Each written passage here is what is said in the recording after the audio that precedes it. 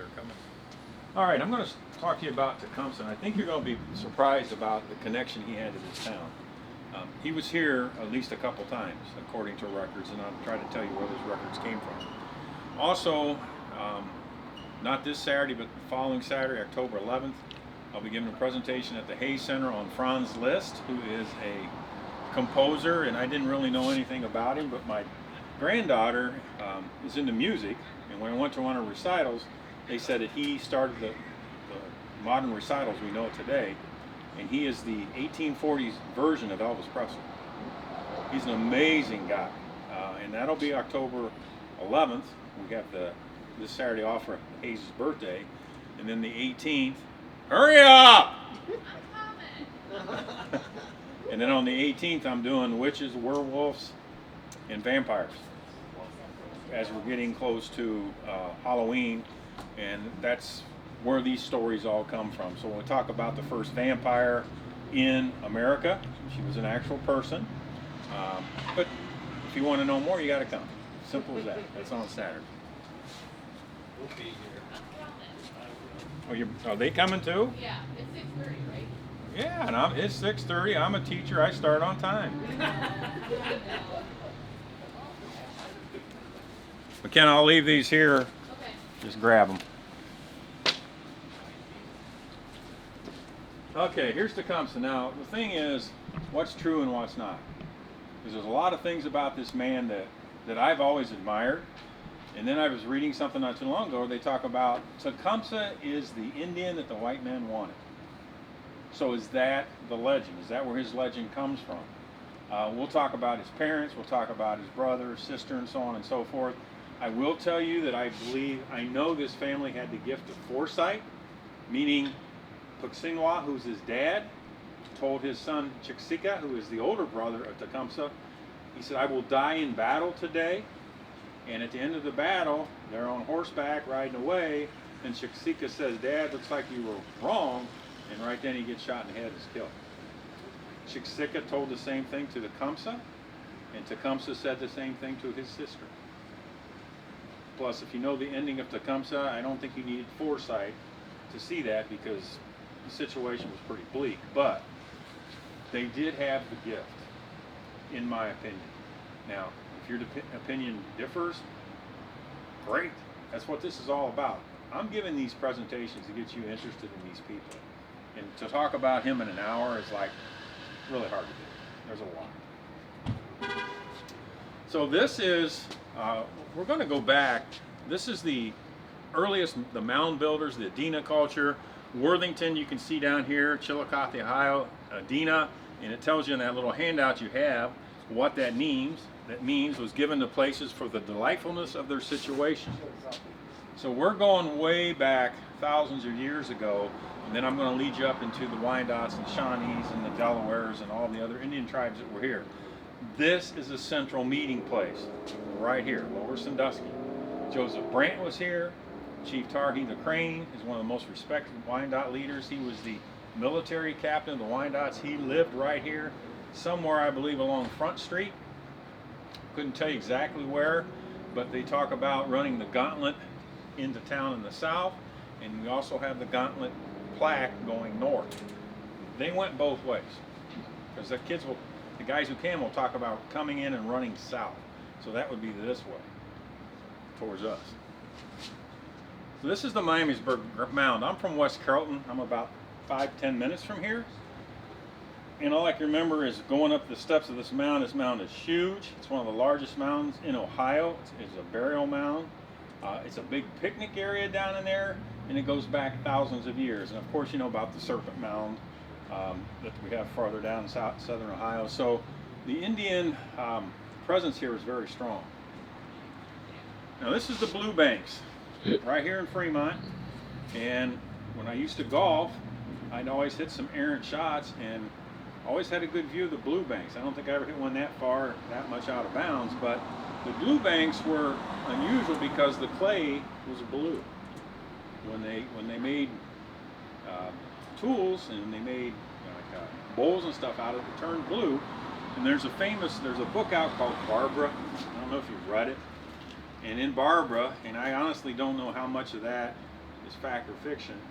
But there is a story about a young Indian maiden who supposedly jumps off the blue banks because she can't marry who she wants to. As far as he gets killed, or it's love that doesn't quite turn out to be the way she wants it to. So we have that story in the book Barbara. Now, if you go over to the east side, I gotta get a little closer because I can't. This is not very dark. Remains of prehistoric Indians, and if you look at this slide, it tells you exactly where they were, and it looks exactly like this today. So if you were to go over, those are the plat numbers, and you can see the fort was on the east bank of Sandusky River between what is now Pine Street and Kentucky, and eastward to 2nd Street. Now, on this same street, on Sandusky Avenue, a friend of mine had an apartment there, a house, and he found a cannonball that was fired from Fort Stephenson. So if you stand up there, even today, you can see, you can imagine what it was like. You could see over the entire city of Fremont. And there is one building that goes back, probably early 1800s. It's a house. It was a hotel back in the day. It's gray, and when you look at it, you can tell immediately what it is. So if you're standing up here and you're looking to the south, you can see it as you're looking. It would be on the west side of the road. So these are all the Northwest Ohio Indian reservations. Probably easier for you to look there. But if you look around Lower Sandusky, you'll see Wyandottes. Now, Lower Sandusky had the military capital, and Upper Sandusky had the administrative capital. So there were two distinct regions, and you didn't come in this area unless you had permission from the Wyandottes. Because Anthony Wayne wants to send some scouts here at one point to get information, and the scout says, "You're not going to get any information. They're going to kill me. I'm not going." But you can see also around Gibsonburg, you had the Ottawa. So when you had Pontiac's Rebellion of 1760, excuse me, when you had that rebellion, you had Ottawas taking place in that rebellion back in 1760. So we also have the Seneca or the Cayugas, which would be over in Green Springs. The Senecas were the largest branch of the Iroquois tribe. And the Senecas would accept all kinds of different groups of Indians. So when you say like Mingo, like Chief Logan's a Mingo, that's not really a tribe. That's just it's like an all-encompassing term of other Indians. So Logan might have been a Mingo, or he could have been a Seneca, and he might have been a Cayuga. So that's how that kind of works in that particular area.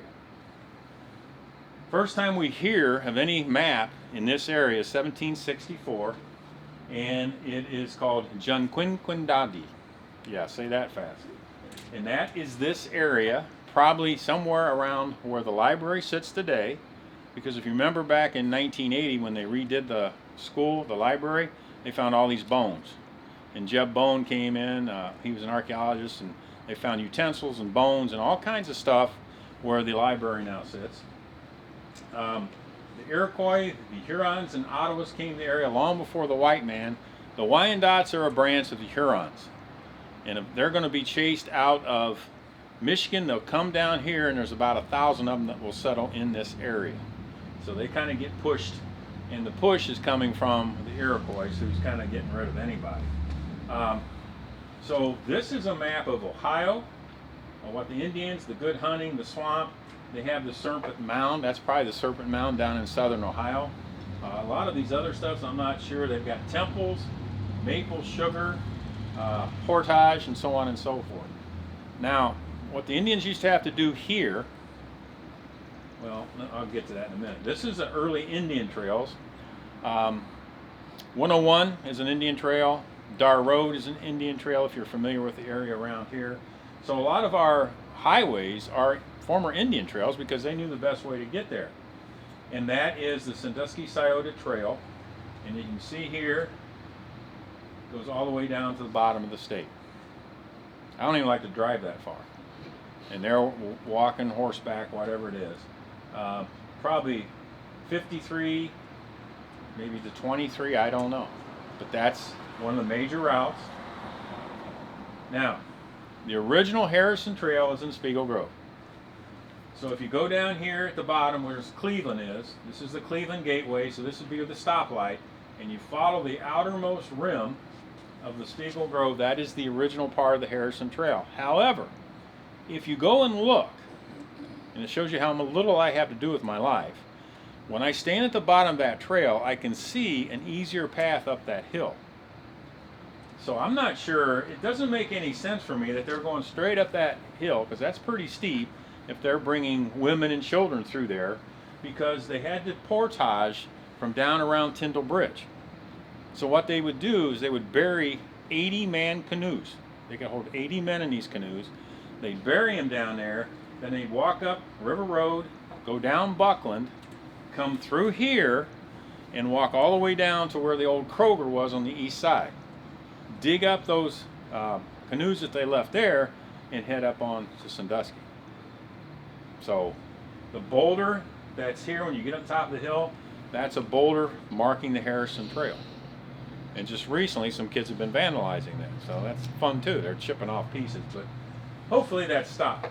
So that's the outermost section, and it's the one that goes right by the Hayes' tomb. Now, remember I said about the gauntlet about running south? James Smith is captured, and he talks about running south through Lower Sandusky. They also ran north where the gauntlet marker is, and if you got through, now I'm sure most of you are familiar with the gauntlets. Usually they're about a quarter mile long. They had warriors on both sides. They'd start off with women and children. They had little sticks, stones they'd throw at, try to trip you, and then when you got to the end where the big boys were, and they had clubs, and they tried to knock you down, and you're running through there naked. So you're hauling butt to get through there, because if you get knocked down, they'll beat on you, but they won't kill you. Then they'll nurse you back to health and have you run at a den. Simon Kenton ran like 9 of these when he was captured down at Wapakoneta all the way up through here. So Smith makes it through and he's adopted into the tribe. James Whitaker Acres, that's what he did. He got through, he's adopted in the tribe, he becomes a chief, he fights in the Battle of Fallen Timbers, and as reward, the Wyandottes give him those 1,100 acres out there off Port Clinton Road. So that's why that happens. And there is Junquin Dundee. That is Lower Sandusky. Which basically meant, Sandusky River means something like river cooling mist or fog. Basically what that translates into. So we got the Iroquois. This is the big boys. This is where we got our democracy from. They were a democratic group, and when they talk about the first democracy, the Indians are always very careful to say, yeah, that's us. That's how we started. So here, Mohawk were called people of Flint, because they had flint arrows. Their enemies called them Mowak, meaning man-eaters. I don't think I need to explain that. Oneida means people of standing stone. And then you have Onondaga, people of the hills. The Cayuga, where they land the boats, and the Seneca, the people of the big hill. So that's the name translated into white man language. The Shawnee, you can see here, they're all over the place. Tecumseh would be born around Xenia, Ohio, in 1768, and you can see that the Shawnee were probably ancient Indians who were descendants of Fort Ancient culture. And there's also an area, the Shawnee, down in southeastern United States. The Suwannee River, they think originally may have been Shawnee. So the Suwannee, Shawnee, so who knows what goes there. But you can see the Shawnee had a very heavy presence in this area around the time of the Revolution. So we got the Hurons. The Wyandottes came from the Hurons. They were called, what they call them? They call them, the names up here. They called them like the brush hair group because they had the short brushed hair that would indicate that they were Wyandottes. And you can see that they're here in 1534 when Cartier comes through with his French exploration, if you remember your American history. And in 1745, they moved from Detroit down to this area with a strength of about 1,000. So you got the Beaver Wars. Of course, that's the French and the Iroquois War. The Iroquois Confederates against the French because the Beavers are a big deal with the hats and the coats and all that kind of stuff. And one thing you got to understand, those little beavers we see today were nothing compared to what they were finding here in the Black Swamp. They're like twice the size because they hadn't been hunted. So there's a 20-foot snake that's over by Woodville that they found who had a coin purse in its stomach. Don't know what happened to the guy who owned that coin purse, but the animals were much bigger here because they weren't hunted. So this is one of the treaties. There's at least 17 major treaties with the Wyandots, and they were all broke by the whites. This is one of those treaties with the Mohawks. The Mohawk, what would happen is the Iroquois would sign away land that the Mohawks sat on. And they did it a lot. And a lot of Indian chiefs would sign away land they didn't have any right to. They weren't there anyway. That's what infuriates Tecumseh, because they're selling land that's not theirs. The Indians said the land belongs to everybody. So they had areas where free use, like over by St. Bernardine, that was free use. That was a hunting area, and you were allowed in that area, whether you're Wyandotte or Seneca or whatever, and no one messed with you. The river, they would just throw corn in the river, and it grew up right in the river banks. And in Sandusky, they always had a time during the year where the Indians could go and harvest rice, and there'd be no fighting. But as soon as the harvest was over, they fought. So now Chief Logan, this is 1774. So at this point, Tecumseh is 6 years old. And the story behind Logan, he's a friend of the whites. And his family is lured over to an island, and they're all slaughtered. His might have been a daughter-in-law or a daughter, they're not sure, was pregnant, and they hung her and cut her open. And the guy who did it was Daniel Greathouse. Now, if you read your history, they'll talk about a guy named Michael Cresap. Cresap didn't do this. Matter of fact, Cresap will actually name one of his kids after Chief Logan. And of course, we have Logan County. Logan is very well respected by the whites. And this is a tragedy. And he vowed that he would kill 10 for every one of his family that was murdered, and he did. So this is going to start off Battle of Point Pleasant, where Tecumseh's father, Pixinwah, will be killed. This is one of my favorite women, and I have a lot, believe me. 6'6". She was 6'6". She's the sister of Cornstalk. She fought naked. And in 1774, she's 58 years old. And her brother Cornstalk gets wounded, and she comes screaming like holy terror, and these guys are just like, she's bigger than any person on the field. And picks up her brother, throws her over her shoulder, and gets him out of there. So she's called the Grenadier Squaw. And down in Ohio, you can go to the Grenadier Squaw village, because the British called her the Grenadier Squaw because she was big and ferocious. And she was a friend of the whites, and she was treated horribly. She was outcast by the Shawnee because she understood one thing: we can't defeat the whites, there's too many of them. She's a Christian. She will basically die in poverty, and she did everything in her power to be a friend of the whites. I don't know how else to tell you this. Now, this is Tecumseh's dad. And before the Shawnee went to war, the people who made the decision to go to war were the women.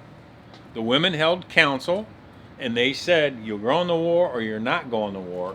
And Tecumseh's mother always was upset about the fact that she had agreed to let her husband go to the Battle of Point Pleasant, and he ends up dying. And I told you earlier that he told his son, Tecumseh, that he would never make it through that battle, and he didn't. So this is Tecumseh's father. Tecumseh is 6 years old, so it is going to go to his brother and his older sister to raise him to be a warrior. So this is his mother, one who lays eggs in the sand. That's what her name means. I'm not even going to try to pronounce it because I would butcher it, but you can see it there. It's his second wife. She could have been Creek, we don't really know, or Cherokee. And at some point during Tecumseh's life, the Shawnees make a decision to fight, and the others go to Kansas and they go west. And his mom decides to go west because Tecumseh is a small minority of Shawnee that wants to stay and fight. And he knows that defeating the whites is almost an impossibility. But this is his mother, and this is his brother, Tecumseh. We don't know much about his early life, obviously, for obvious reasons. His dad dies in 1774, so it becomes Tecumseh's job to teach Tecumseh how to be a warrior.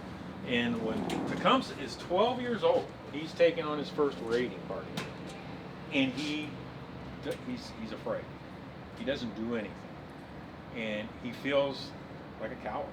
And his brother basically says, "Same thing happened to me. You will become a warrior." I mean, he's 12 years old. Well, 4 years later, at the age of 16, he is with a group of Indians, and he kills more of the whites than any of them, the others combined. Afterwards, there's this argument between Tecumseh and the others because they want to torture their enemies. And Tecumseh is furious. The Indians have been drinking. He didn't believe in drink because they acted stupid. And he said, "Look, this is not how you treat captains. This is how you treat you treat your enemies with respect. You don't murder and kill them, torture them, and so on." So he does that as a 16-year-old kid. So in 1790, which would be about the time when you got Arthur St. Clair, who's going to come in 1791, Tecumseh at this point is a scout, and his brother will say, "It'll be to you because I'm going to die in this battle." He does, just like his father told him.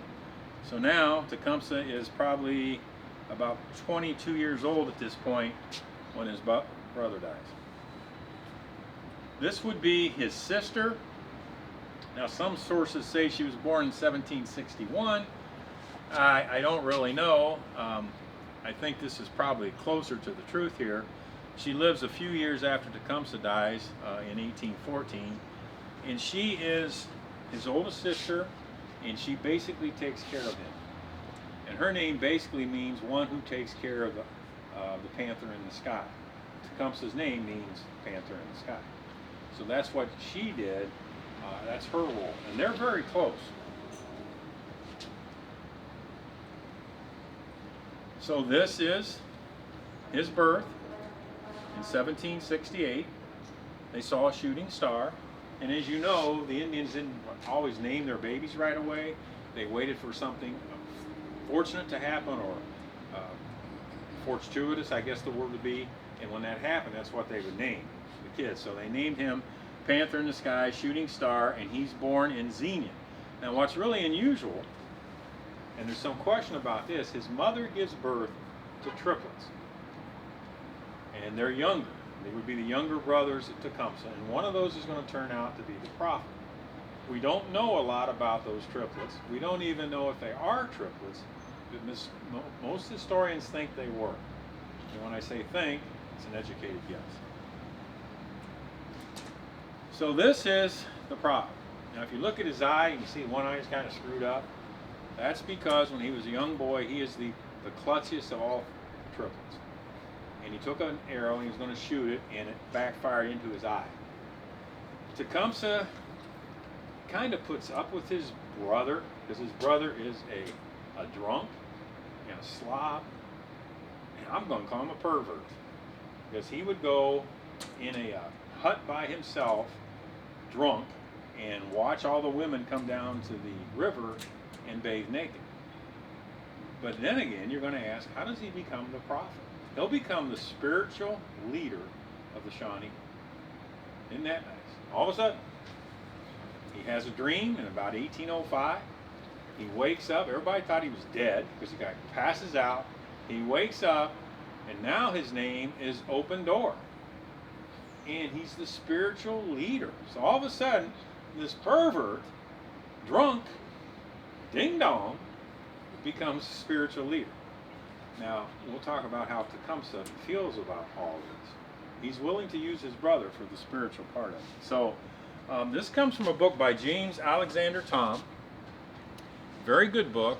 Thom is a Native American too. and it came from 204, and you can see that one of the brothers they think was killed at the Battle of Fallen Timbers, and he was probably buried there. Now whether that's true or not, who knows. And then the other story is that when they were younger, the prophet lured the brother to a beehive, and he got stung to death. But who knows? I don't know how true that is, but that's one of the things that known as the prophet. He also wants the Indians to not quit using white man's stuff. We're not going to use your utensils and stuff like that. We're going to become Native Americans again. Blackfish. It's hard to keep all these Indians straight. But after the death of Tecumseh's dad, he adopts Tecumseh. And unfortunately, he will die probably around 1778, something like that. And you can see down there, that is Tecumseh's, what I'll call good luck charm. I'm sure it was more than that, but here's what he had to do. Starting when he's about 9 years old, he had to walk naked through the village, and all the women are making fun of him. That's part of the culture. The men are making fun of him. You can imagine why. It's cold. It reminds me of George and Seinfeld when he says, "It's cold, that water's freezing." And he'd walk down to the lake with his brother, and he'd jump into this lake, and he'd get out of the lake, and he'd walk back. And he did that for months. So finally his brother said, "This is the day." So Tecumseh jumped into this frozen lake. They had cut a hole in the lake, goes all the way down the bottom, and grabs this obsidian rock, which is considered a very favorable charm for the Indians. But he can't find his way out because there's just this little hole. So they think he's going to die, and then all of a sudden he reaches up and his brother's able to pull him out. So now he's got his talisman that he will carry for the rest of his life. Now the Senecas, what they did is they ran for miles for like 2 days non-stop. That was their test of courage. The Sioux did what was called the Okipa, where they would take two antler horns, stick it under your chest, and haul you up to the top of the teepee. And if you didn't scream and carry on, you became a warrior. Hopefully you passed out. So that's their test of courage. This is his early years. In early years, he's basically a scout. In 1791, you have Arthur St. Clair, who gets decimated by the Indians. One, because he's fat and old and he's got gout. And two, because the whites sound like a herd of buffalo because they're chopping trees down. They don't send scouts out. It's one of the largest defeats of an American army in history. And Tecumseh was there as a scout. And then that's when Washington gets serious and sends Matt Anthony Wayne out here, who's called the man who never sleeps. He was not a good father or husband. This is his first wife, Dark Star Hop. It meant she is favored. Well, he didn't favor her too much. He met her at a lacrosse game. And the men could only use their feet, and the women could use feet, hands, and so on. And he was impressed by her athleticism. So they get married. They have 3 children. He has a son, which will end up being raised by his sister. And when he got tired of her because he didn't think she was neat enough when she cooked, she left hair on the turkey, he took her stuff and put it outside the teepee, and that meant you're gone. So that's wife number 1. This is wife number 2. Panther seizing its prey. She died in childbirth, and he really liked her, by accounts. So she dies in childbirth. Then you got White Wing, Big Nancy Cornstalk. I don't think I want to mess with her. You're calling a woman Big Nancy? She had 4 children. I think they were all girls. And then you had Resting Snake. I'm telling you, I'd be afraid to sleep next to that one. And they had 2 children. So, but he was a horrible father. He wasn't around much. He was considered a great leader, but when you look at his family life, there's not too much about it. They kind of just skip over that part. Now this should be familiar because this plaque is at the Sandusky County Fairgrounds, and it says Pontiac Conspiracy. Colonel Israel Putnam came here during that time period to stop Pontiac's rebellion, and he's the guy that said don't fire until you see the whites of their eyes. So that plaque is still there, and this was one of the Wyandotte villages, and you can see there's a tremendous view from here. So they had a village there, they had one over here at the junior high where the library is, and that hill was much more pronounced. If you look at old pictures, like State Street Hill, to give you some idea, when people went from the river, they were lucky to get to Franklin Avenue. That's 1 mile, because it was so steep and it was starting to black swamp. And right across from Franklin, that is an old tavern. So if you're sitting at Franklin looking right ahead, that's an old tavern, goes back to the 1830s. It took 4 days to get from here to Lindsay. Hill much steeper than it is now. I'm sure you're familiar with this. This is over there by the courtyard in Veterans Park. This talks about Kenton and Boone and who went through this area. Kenton had already been through about 9 gauntlets. They brought him through here and they're going to take him up to Detroit. He does escape, and there's a great story about that. I don't think I'll tell you that because it'll be dark and you'll be scared. But this is over there by the courtyard or the courthouse. That's Blue Jacket. Has anybody ever read Alan Eckert, The Frontiersman? Well, it's pretty good, especially about this area, except he says Blue Jacket was a white guy named Maximilian von Swearingham. He's not. DNA proves that Blue Jacket was an Indian, and Blue Jacket captures Kenton. Kenton has escaped from a gauntlet down around Wapakoneta. And he's starting to break to the woods, and out of the woods comes Blue Jacket on a horse, and he hits him in the back of the head with the tomahawk. Takes a sizable chunk, but Kenton lives to be 84. So he does survive. Cornstalk's Revenge. Hear the Mothman? Cornstalk is a friend of the whites, and he and his son are brutally murdered when they go in to negotiate with the Indians. Cornstalk would be the brother of Helema, who's the 6'6" girl. And as a result, he puts a curse on this area, and that's where the Mothman, they have a Mothman festival every year down in West Virginia. And that's where the Men in Black show up. So you've got all these weird alien events happening down there. Also, you had the Silver Bridge collapse in 1967, which is right near the site where Cornstalk is murdered. So, Black Hoof lives to be 110. And at first, he is this comes from the book Tecumseh, that's what that refers to. And he had fought the whites, and Tecumseh is trying to get him, because he's got this huge Shawnee village in Wapakoneta, and he's trying to convince Black Hoof to join the Federation. He says no. He's taken up the white men's ways. The Indians are farming like whites. He doesn't want to do it. So Tecumseh's running into roadblocks a lot of places where he goes. Now this is the Crane. This is the Indian leader from Lower Sandusky. He's 6'4". He fights in the Battle of Fallen Timbers in 1794, and he's the only Wyandotte chief to survive it. When the War of 1812 comes, he doesn't want to fight. He's had enough. He realizes they can't win. And over to the right, that's the most well-known picture we have of Tecumseh. Tecumseh's about 5'11". He's about 170 pounds. He walks with a limp because he had broken his leg. I think he was hunting buffalo or something and fell off, broke his leg, so he kind of walks with a limp. He's got the King George medallion around his neck, his commitment to the British, which basically he hated most of the leaders because he figured they were stupid and didn't want to fight how he wanted to fight. So that's gruesome death of William Crawford. This is not too far from here. This is down around Cary, Ohio. There's a marker about what happens, but basically he's a good friend of Washington, and he coaxes Crawford out of retirement to go down and stop this Indian rebellion. And basically, long story short, he gets crucified. He's tortured for hours.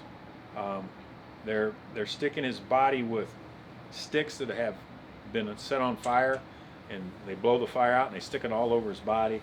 He's crying to be killed. Simon Girty's there, and Girty just yells, "I can't kill you, man. Chief Pipe will kill me," because Chief Pipe's the head of this but they do kill him before dark because he was courageous, and if they killed him during the night, his soul couldn't escape.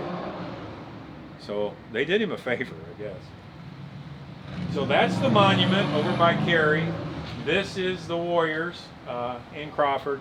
Crawford was killed because of what happened at Noddenhooten, where 100 Indians were massacred. He had nothing to do with that massacre. He was just the next available white man. A guy named Williamson was the man in charge of that expedition, but Crawford was white, so he got killed. Now this isn't our George Croghan here. This would be George Cron. The pronunciation is Cron. And they've just discovered a Cron man over in Europe, which is an ancient man. And the reason we're not called Cronsville is because people wouldn't say that. They'd say Croghan. So he's an Indian agent, and he is in this area. He established a trading post on the Cuyahoga River. You can see he's called King of the Traders. He had a first traders in Lower Sandusky. There's a trading post out by Negro Point, which was started, and we had one down along the river. So he's all over the place. George Rogers Clark is connected to our George Croghan here because his mother, George Croghan's mother, would be the brother of George Rogers Clark. So Croghan is connected to these people through marriage, and Clark is the guy, of course, who gets credit for capturing Vincennes in the Kaskaskia and the cities out in the Northwest Territory. William Clark, Lewis and Clark. This is Lewis and Clark. He is also connected to George Croghan. He would be an uncle, and he's at the Battle of Fallen Timbers also. If you have questions, say so. So I don't know if you're like baffled with my BS or but please don't be afraid to ask. Treaty of Greenville, this is after the Battle of Fallen Timbers, and you can see this area where we're at is the last area the Indians have. So after 1795, you'll have Cherokee up here, you'll have all kinds of different Indians up here because it's about 1790 when a woman named Peggy Fleming, not the skater, is captured, and she's tied to that tree over in Spiegel Grove. And Whitaker goes to Tarhee and says, "That's my sister." And Tarhee goes, "Really? Is it your sister?" And he said, "No, but she's from she's from Pittsburgh just like me." So he wants Tarhee to go and talk to the Cherokees and get her out. And Tarhee says, "They won't let me do that." So they go over at night and steal her. And the Cherokee's response is, "You're mean as dirt." Because she had been painted black, Kahota, she was going to be burned at the stake. There's a plaque there now, the tree's gone. We become a state. Afterwards there's a quiz, what year? And that's when they decide, gosh, we can't get troops anywhere, so we're going to build what is called the worst road in America, which is Route 20. It's called the worst road in America, imagine that. So from Lower Sandusky to Perrysburg, and if you go over to Franklin Avenue, you'll see LS to P. Lower Sandusky to Perrysburg, 29 miles. And if you go to Benchmark, you'll see the second. It's the longest continuous mile markers in the country. There's like 30 of them, all the way to Perrysburg. Don't do it when you're driving. Make sure you're not driving. Some of them are kind of hard to find, but there's about 26 of them that you can find. Ford Industry, you can see here, they paid the Shawnee $1,000. Other tribes received $4,000, 6 yearly payments of $2,000. They're just selling land. A lot of this land is sold by people who aren't even here. So it's just another crappy treaty. Now, Beta is well, they called them witches. I'm not going to call her a witch, but she could see things. And in this area, in 1806, people were dying. So they go to Beta, representatives from this village, Lower Sandusky, to get her to come and help solve this crisis. Well, she can't go because they got problems of their own. But who can come? The prophet and Tecumseh. They come to Lower Sandusky. It's in Badger's book. Badger has a diary. He talks about when they come here in 1806. And they want to execute 2 women, witches. Now, what were witches? They were women who didn't do what you wanted them to do. So you wanted to execute them, you wanted to set them on fire. And Tarhi said, no, you're not doing it. And Badger also had went to Tarhi and said, look, these 2 guys want to kill these women. We even have a witches cemetery in this town, you know that? And I'm going to show you where it is. So he came here in 1806, and this is another woman who foresaw what was going to happen to Colonel Crawford. Crawford dreams about her because he hears what she said, that he was going to be brutally murdered. So here's another one of these women. She was tortured to confess she had given medicine bags to the grandson, and he had saved his life by admitting and used the medicine to fly from Kentucky to the Mississippi. And he didn't mean an airplane. May 14th, 1806, Badger says, there were women who dressed and acted like white women. The prophet wants to put them to the fire. Crane says this isn't going to happen. This is not only mentioned in Badger's diary on page 114, it's also mentioned in Pant in the Sky by James Alexander Tome, 404. So he was here. Thickwater is Tecumseh's bodyguard and first cousin, I believe. There should be a Badger Commons, and it should be right where the library sits. That open space, they should call it Badger Commons, because he kept the Wyandottes out of the war. He fought at the Battle of Bunker Hill. He got a little bit of trouble, so they sent him out here in the boondocks, which is a horrible place to be, because it was nothing but muck and wilderness. But he stayed here, and he kept the Wyandottes out of the war, and he was also probably responsible for some of the information that got to Croghan that saved him at the Battle of Fort Stephenson. Here's your Indian burial sites. Now, how do I know that? A lot of research, addresses. They said they buried him under such and such's house, and this is where such and such house is. You can get an oil change too. And this used to have a house on it. When I took the picture, there was no house. Then there was a house. Now there's no house. This is Jackson Street. It used to be called Walnut. The chief was killed at the Battle of Fort Stephenson, and they buried under so-and-so's house on the corner of Walnut and Jackson Street, and that's where that is. So, dig it up, see what's there. I didn't tell you that. Open door. Now, the open door said, I can see the future. And Harrison, who I don't like William Henry Harrison, but he says, if you can read the stars, tell us something. He says, okay, what I'll tell you is, cause the sun to stand still or the moon to alter its course, the rivers to cease its flow, or the dead to rise from their graves. And what happens, he predicts is the eclipse. He predicts the eclipse. 50 days from this day there'll be no cloud in the sky. When the sun has reached its highest point, at that moment will the Great Spirit take in her hand and hide it from us. So everybody is waiting throughout this area, and there is an eclipse on the very day he predicted. Now, Tecumseh could speak English. He could read English.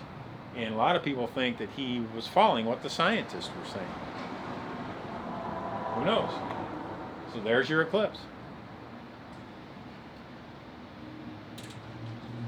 1,000 Indians gathered to the sign, and now we got the legend of the prophet.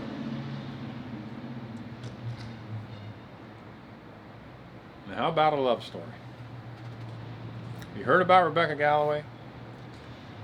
Well, she's a lot younger than Tecumseh, because he would have been about 23 when she was born. And supposedly when she's 16, Tecumseh asked her to marry him. Now, he was friends with the Galloway family. She did teach him how to read the Bible. She taught him English. So that's where his English comes from. There is a letter where she says she'll marry him if he gives up his Indian ways. That'll never happen. I'm not sure that this ever happened, but the Galloway family is damn sure it happened. But you got to think about something. Here is Tecumseh. She'd have been 16, what, in about 1805. He's starting to gather up all these confederations to fight, and he's going to marry a white girl. It just doesn't sit with me, and it's probably good for her that he didn't, because he wasn't going to be around. A single twig breaks, but the bundle of twigs is strong. He goes down to southeastern United States. He goes out west. He's going everywhere to try to get Indians to unite, and he gives them a bundle of sticks. And he says, at the end of each day, throw these sticks away, I will stomp my feet, and the earth will shake. As soon as those sticks are thrown away, and remember, he has to get rid of the stick when he goes someplace else, there's a huge earthquake. It's one of the largest, called the New Madrid earthquake. But still, he can't get enough people to join him. Now, where was he here? This is over on North River Road by Valley View, that's Health Center. So you're going down Valley View and you're heading north, which was the original way to get to Sandusky back in the day, because Fangboner Road got cut off and we did the turnpike. So you could take this road all the way to Sandusky. And George Williams' wife, who is a Ottawa Indian, I believe, sees Tecumseh as he's walking through Muncieville. And this is where he stops to try to convince the Indians to come to his side. It's a dead end now. They got the road closed off. I can get you there, but then you'd have to back out and get out because you can't go straight. Negro Point is out there. Negro Point is where the Shawnee brought slaves in 1780. They worked out at Negro Point. Those Shawnee women would go out there to make sure the Indians were doing what they're supposed to do, because if they didn't do it, then the Indians had to do it. And these women didn't mess around. So if you go out to Ream Road, it dead ends into Negro Point, and you can walk out there to the peninsula where the blacks were. Muncie Hollow, that should look familiar if you've been down there. That was the home of the Muncie Indians, who were mercenaries. So if you wanted something nasty done to somebody, you paid the Muncies. No one liked the Muncies, but they would kill whoever you wanted for a price. Leatherlips, anyone like this name? Leatherlips is killed by followers of Open Door and Tecumseh down in Columbus. They have a huge statue of him down there. So words as strong as leather, so Leatherlips. Now this is from a friend of mine who lives out by Riley, and his contention is that one of his relations had relations with Tecumseh, and the child born is Tecumseh. Is it true? I don't know. It's local lore. This is one of my favorite stories here. I can't stand William Henry Harrison. I think he's a creep. He's definitely a liar. You couldn't trust a word he said, because all he wanted was more land. And that log is where Tecumseh sat on August 11th, 1810, and he sat right next to Harrison. So Harrison moves down because he's uncomfortable, and Tecumseh scoots right next to him. He moves down. So finally he says, "You're going to push me right off this log." And he says, "Just like you're doing to my people." So this incident here is, Tecumseh lost his temper here. And there's almost a fight between Harrison's men and the Indians, and then Tecumseh comes back later and apologizes.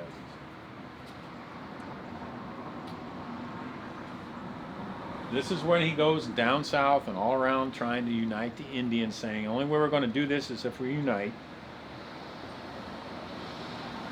And then you have 1811. Now, Tecumseh's not here, and he told his brother, the prophet, do not engage Harrison. Well, the prophet doesn't listen.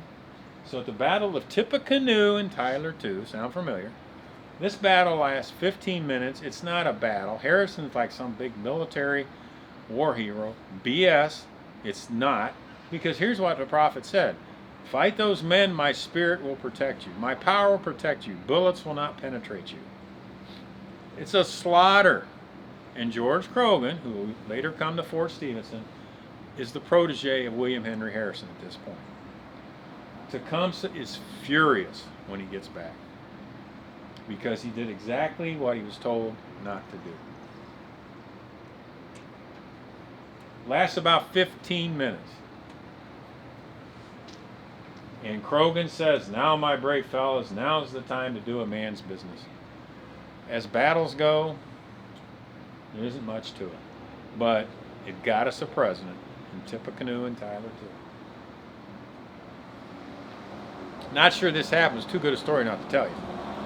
Tecumseh supposedly puts a curse on Harrison because he's a lying, cheating scumbag. And I'm trying not to tell you how I feel about him. But he says, you and everyone who succeeds you will die in office. And basically in the year ending with 0. Now look at this a minute. 1840, Harrison dies.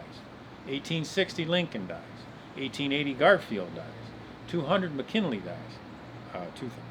1900, McKinley dies. 1920, Harding dies. 1940, Roosevelt dies. 1960, Kennedy dies, and it only stops with Reagan. Too good to investigate, isn't it? I don't want to know the truth of that. But Reagan was shot at. Yeah, he was shot. He survived. You're right. This is Tecumseh's comet.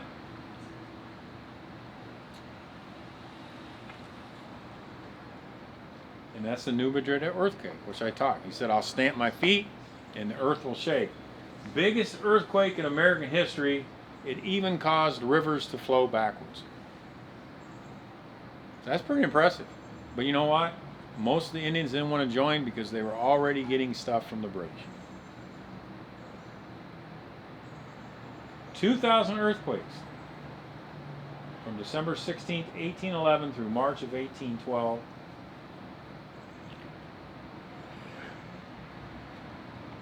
So did he predict that, or did he know it was coming? Now, you probably never heard too much about Isaac Brock. Brock is 6'5". Now we're in the War of 1812. And Brock is 6'5", and he and Tecumseh get along really well. They're both adventurous. They listen to each other. And fortunately for Tecumseh, Brock is going to be killed very early in this particular. But there's a book that's pretty good about these two guys. So this is Brock. 1791 was Arthur St. Clair's defeat. Received a knighthood for his capture of Detroit.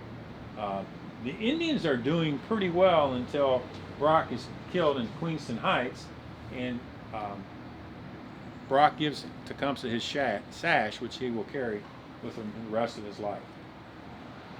And this is the idiot that takes over. Now, Proctor is the guy that attacks Fort Stevens. Now, here's a little historical fact. It started at 4 o'clock. Why so late? Well, because up on Sandusky Street on the east side, there was three drunken whites who run right through an Indian camp. And the Indians think that the reinforcements are coming from Sandusky, which at one point was called Portland. So they think reinforcements are coming. So they run to Proctor and say, hey, you better start. So he starts the battle at 4 o'clock. And it's a very hot day, as you well know. And he and Tecumseh don't get along. At the River Raisin, there's a massacre. The Indians massacre the whites because Proctor can't control the Indians. And Tecumseh basically says, well, you need to take off your skirt and be a man and control them. And that should have never happened. So when they're coming at Fort Stevenson, our men are yelling, remember the River Raisin, because of this massacre. So we got Fort Meigs, which precedes this, and there is Dudley's defeat, which Tecumseh's men lure him out around the fort and slaughter them. And there's a guy here from Fremont named Thomas Hawkins, who gave his man a grog of whiskey for each cannonball that they would recover when they shot him over the fort at Fort Meigs. So Hawkins is running around bringing cannonballs back, as all these men are, because they got booze. It's a great way to a man's heart. And here's Croghan. He's 21 years old. He's got old Betsy. He's outnumbered. He's got one cannon. He is told by Harrison to get out of there. And Harrison, believe it or not, makes him leave the fort and go over to Fort Seneca in Old Fort, where there's 1,000 Indians that he has to go through to basically tell him to leave the fort. And he says, I can't. It's too late to leave the fort. I'm not even sure I can get back. So he stays and fights. So this is the fort. And what the British do, they send a group of grenadiers out here down Bircher to attack the south side of the fort, which they never get to for some reason. And then they send about 400 men to march across the field. They come up through the Elks building, basically up through Justice, at the northwest corner where Old Betsy is located. And the reason I think Old Betsy is there is because Elizabeth Whitaker had been hosting some British officers out at her place, and I think she told Croghan. And the reason I think that is because when the British left, they burned her house down. So that's why he knew where they were coming.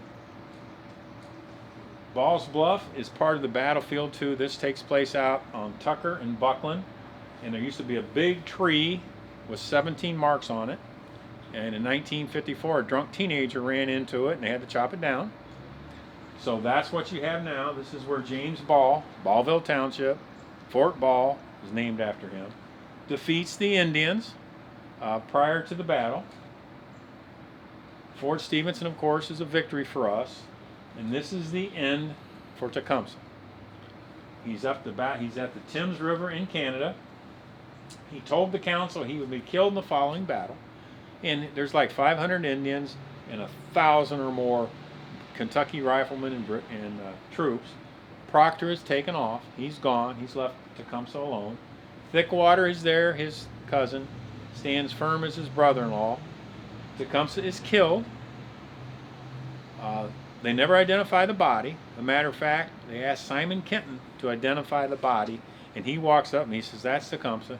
It wasn't, because they skinned this guy because they thought it was Tecumseh, and they would make lampshades and stuff out of it. To this day, the Shawnee will not say where Tecumseh is.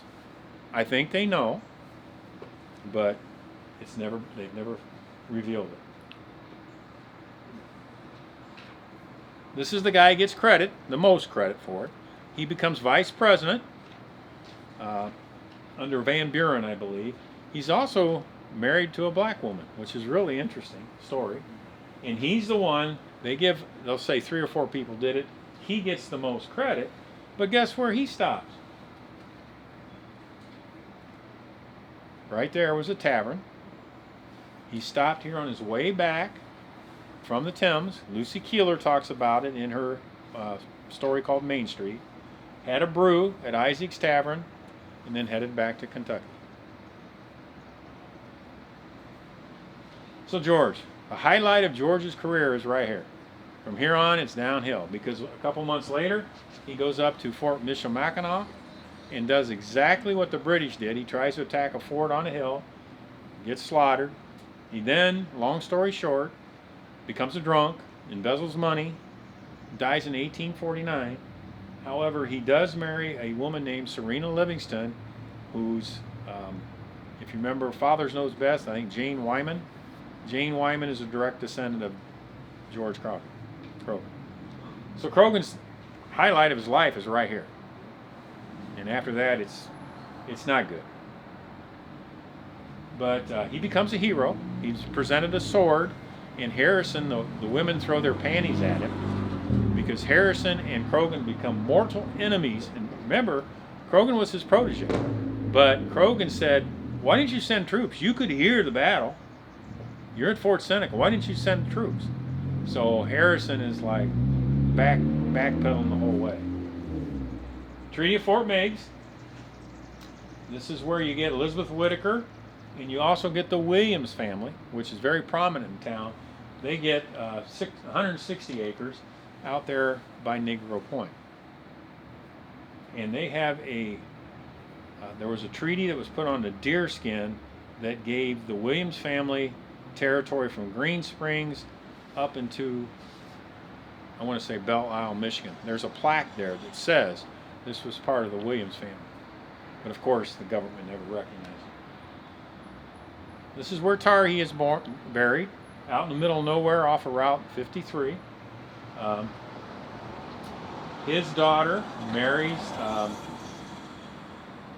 Isaac Zane, who starts at Zanesville.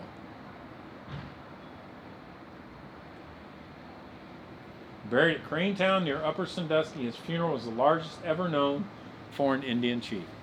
And it's very peaceful out there. It's in the middle of a cornfield. I don't know if this tree's still there, but they did a core sample, and the tree goes back to 1724. 8 years before Washington was born. When I took this picture, it was dying, and that's probably been about 5 or 6 years ago. That's my buddy. I'm not showing you how big he is. I'm just showing you how big the tree is. I don't know if that tree's still there. You can see it in the background. It's not doing well. And this is his warrior poem, which should be on your thing. So basically what it says is, quit complaining about your life and do something about it. It's in your hands. And that's kind of the code he lived by. So I think he's a great leader. I think he was the leader that the whites wanted, so I think that's part of the mystique of Tecumseh. He had his bad points, but when he captured somebody, he didn't torture them. And I have to respect that, because it was a murderous, ugly time on the frontier at this point. And that's my presentation. Thank you. Do you have any questions?